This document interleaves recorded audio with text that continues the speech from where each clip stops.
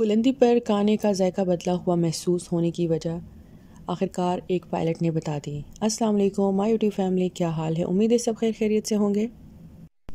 فضائی سفر کرنے والے لوگ جانتے ہیں کہ ہزاروں فٹ کی بلندی پر سفر کرتے ہوئے مسافروں کے ذائقے کی حس بدل جاتی ہے اور انہیں کھانے کا ذائقہ مختلف لگتا ہے۔ ایسا کیوں ہوتا ہے؟ برطانوی فضائی کمپنی لاگن ایئر کے ایک پائلٹ نے اس سوال کا جواب دے دیا۔ دی سن کے مطابق جیمز نامی اس پائلٹ نے کہا ہے کہ اتنی بلندی پر خشک اور سرد ہوا اور ہواؤں کے دباؤ میں تبدیلی کی وجہ سے ہمارے منہ کے ذائقے کے خلیوں مختلف طریقے سے کام کرنا شروع کر دیتے ہیں۔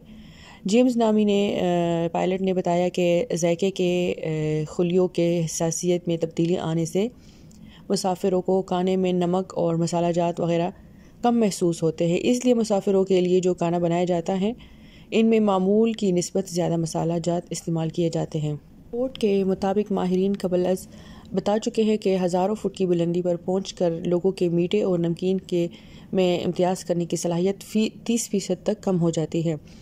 بلندی پر جہاز کے اندر نمی میں کمی کے باعث ناک خشک ہو جاتی ہیں، جس سے ذائقے کی حس کمزور ہو جاتی ہے۔ یہی وجہ ہے کہ فضائی سفر کے دوران لوگوں کو کھانے کا ذائقہ مختلف لگنا شروع ہو جاتا ہے۔